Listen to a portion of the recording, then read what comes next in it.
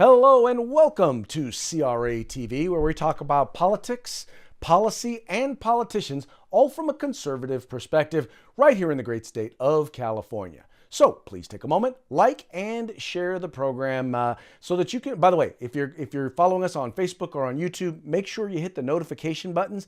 That way you'll get notified every time this program goes live, and you can participate in the live chat as the program is taking place. Also want to encourage you, as you may or may not know, we are a membership organization. We are actually one of the oldest, if not the oldest, as well as the largest and fastest growing conservative grassroots Republican organization in the state of California. We have chapters up and down the state, and we work to help elect like-minded conservatives, people who believe in the Second Amendment, people who believe in the right to keep and bear arms, well, which is the same thing, I guess. People who believe in the right to life, in protecting the unborn, people who believe in limited government and lower taxes. You name it, we are the conservatives of the conservatives. In fact, Ronald Reagan referred to us as the conscience of the Republican Party. But folks, there is no us without you. So please take a moment, click on the join link in the description to this video and become a member today. Once again, we have chapters up and down the state. I am sure that there is at least a chapter in your area that would love to have you as an active member. I always say this, you're either part of the solution or you're part of the problem. Don't be a part of the problem. Become a member today. Also, coming up is the California Republican Party Convention. It's going to be taking place in Anaheim, April 22nd through the 24th. If you are a member of CRA, you can become an associate member, which means that you can carry proxies, you can go to meetings, things along those lines. You can be an active part of the convention as an associate member. All you got to do is get appointed. There is also a link, once again, in the description of this video that will tell you how you can become an associate delegate to the California Republican Party. Plus, I'm going to be there at the convention. I'm going to be doing some broadcasting. We're going to be doing interviews from both electeds and leaders from up and down the state. We're going to be talking to them about the future of the Republican Party here in the state of California. So if you're there, please come by, say hello. I would love to kind of meet you in person and say hello. But come out, support the California Republican Assembly, what I also like to refer to as the Republican wing of the California Republican Party.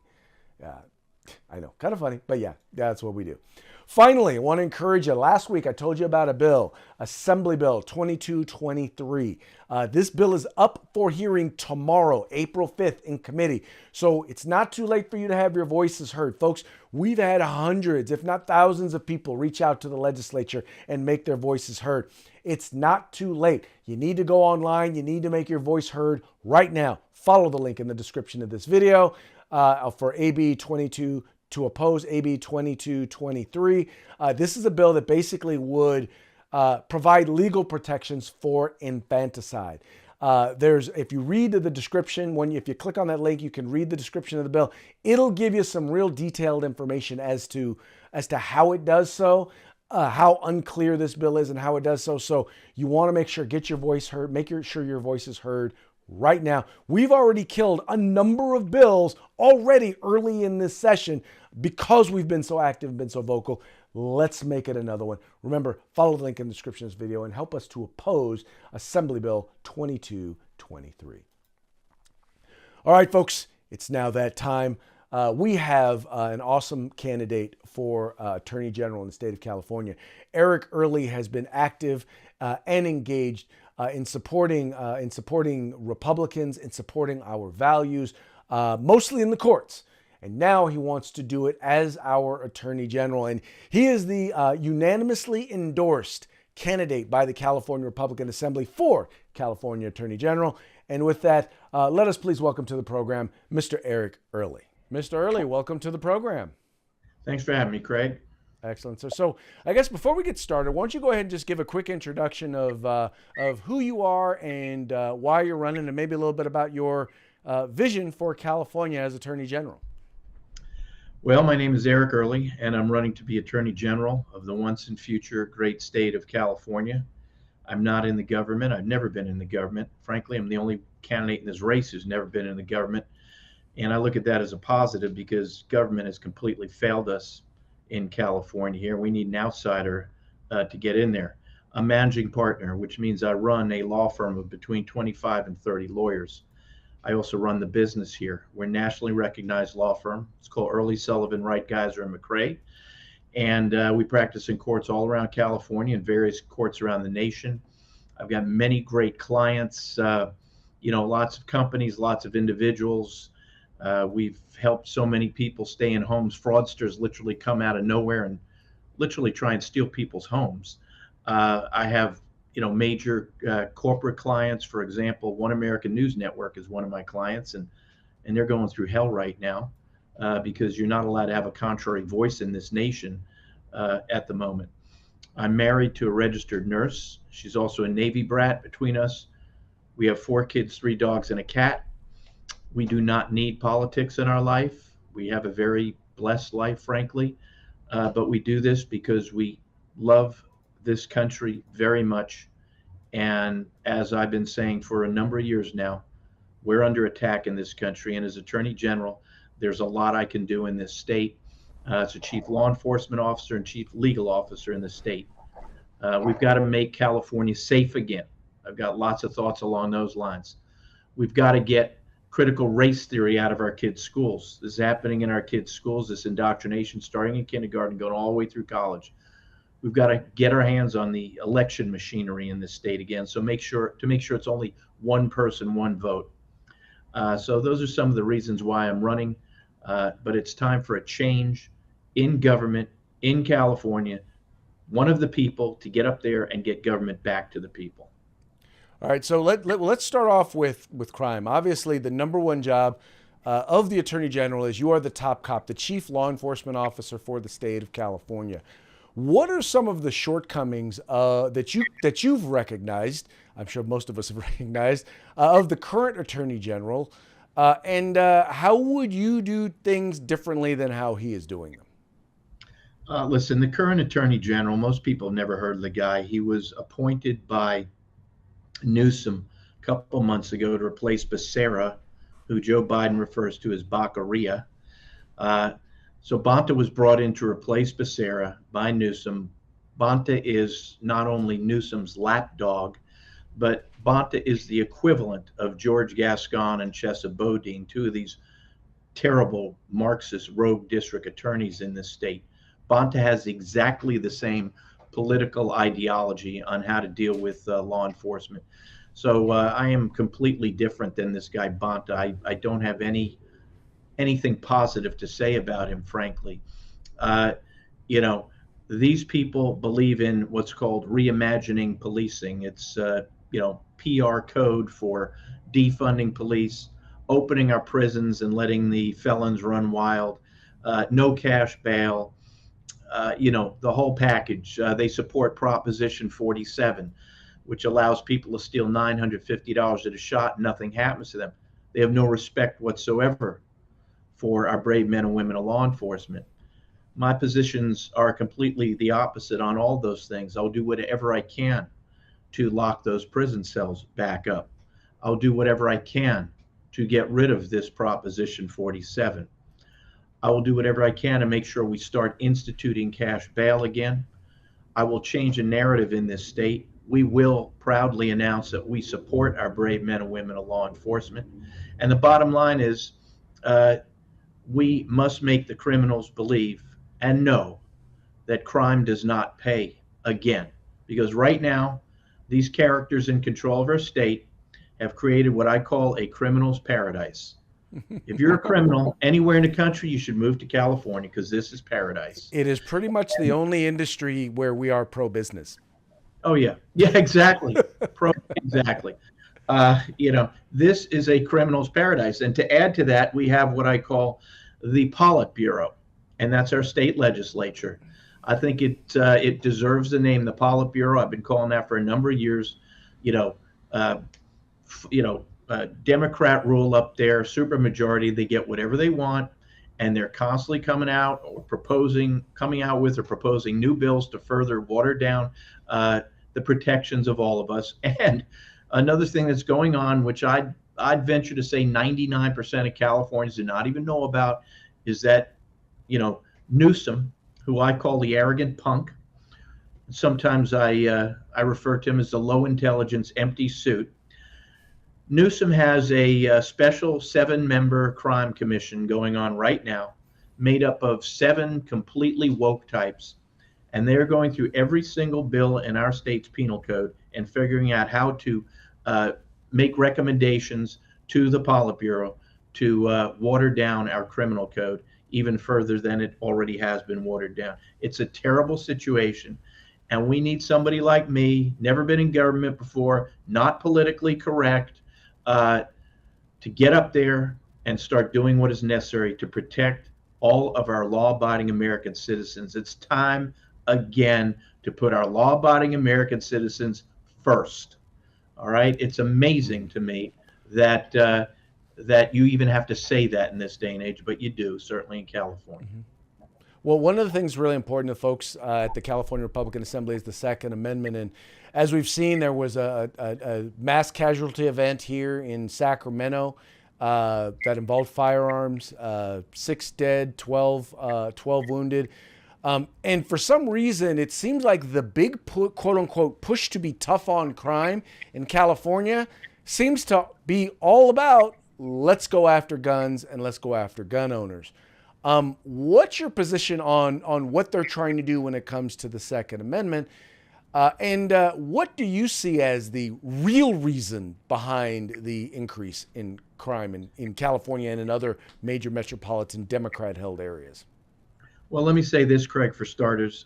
We all are very sad for the people who lost their life, okay? Nobody wants to see that happen.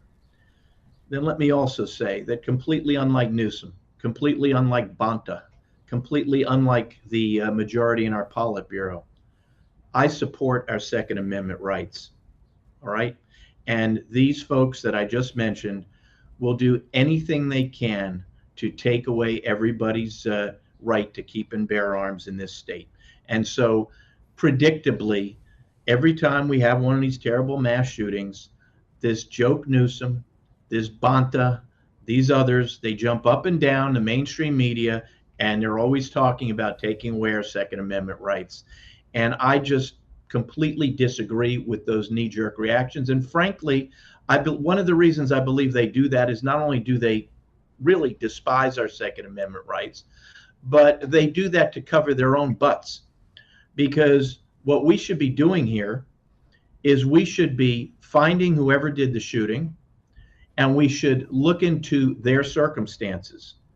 We should look into their backgrounds. We should look into why they are even out on the street to begin with, because frankly, it wouldn't surprise me to learn that but for these criminals' paradise rules and laws in our state, the people who did the shooting would have been behind bars and never would have done the shooting.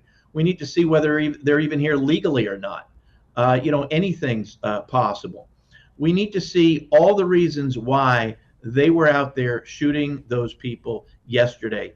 And we also need to know, because I believe certainly a lot of people watching this video know, that even if Newsom could succeed in taking away our right to keep and bear arms, and we'll never let that happen, but even if he could succeed, criminals like the maniac who opened fire on that group of people, or maniacs if it was more than one, as they're saying, they'd still be able to get their hands on these arms.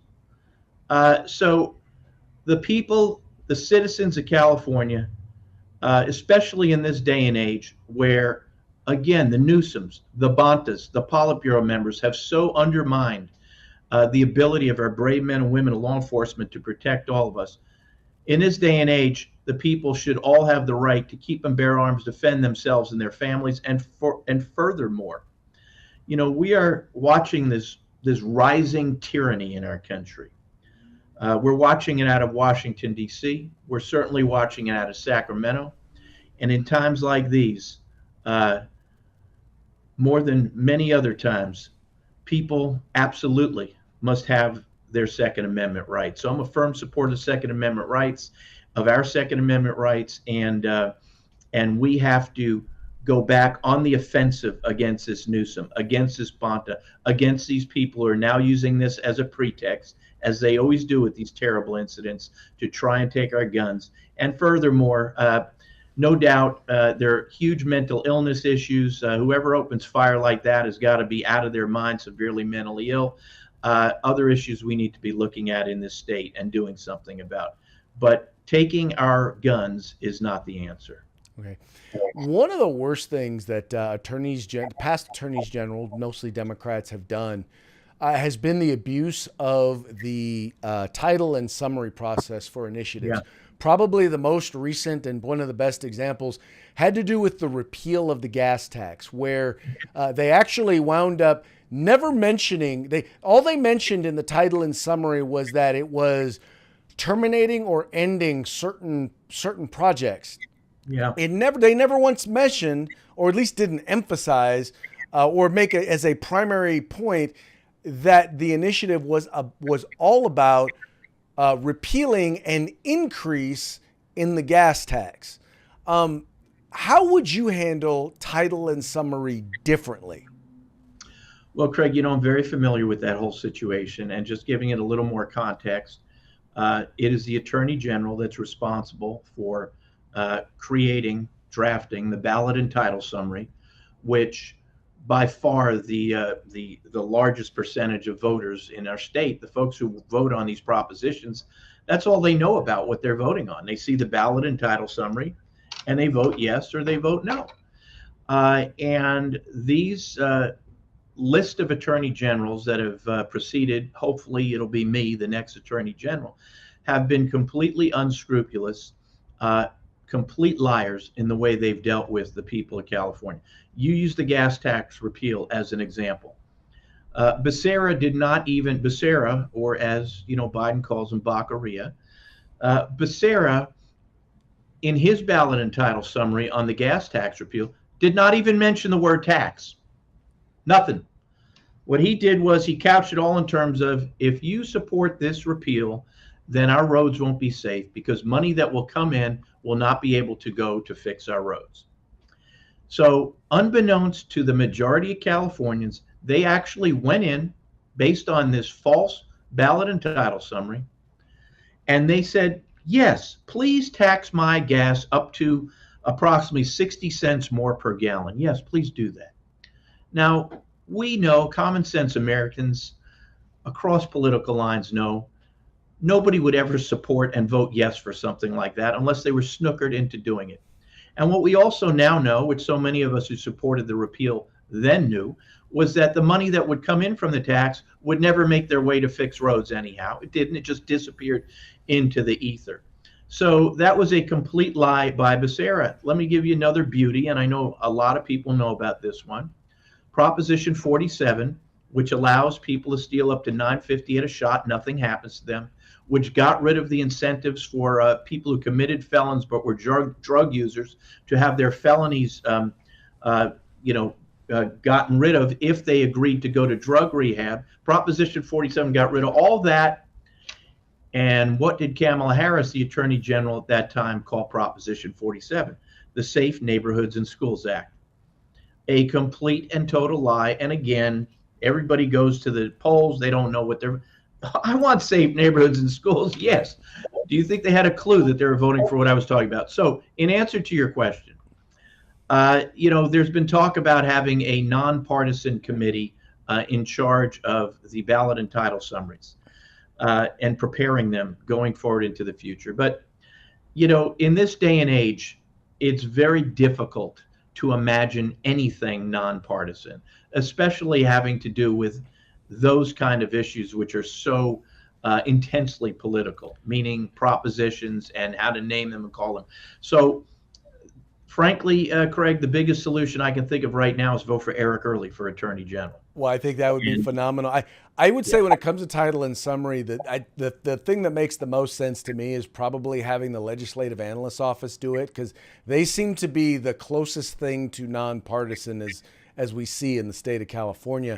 You mentioned Vice President, former Senator, former Attorney General of California, former District Attorney of San Francisco. She was kind of the spearhead, or the tip of the spear in California when it came to the whole smart on crime movement, which basically meant decriminalizing crime and setting criminals out on our streets to Yeah. victimize citizens. And it was all done kind of in the era and the ideas of, well, too many people of color are being locked up and put in prison behind the tough on crime initiatives.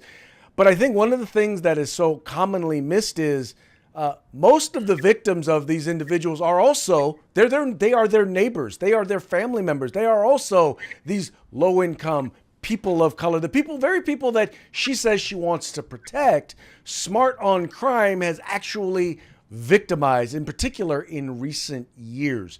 What are just some of the things that you think you can do in order to reverse what she calls it smart on crime, I call it dumb on crime, initiatives that have been pushed both, because you're not going to have any friends in the legislature, and you're not going to have any help from any of the mayors, and a lot of the local DAs you're going to have a hard time with them as well. How are you going to reverse that tide?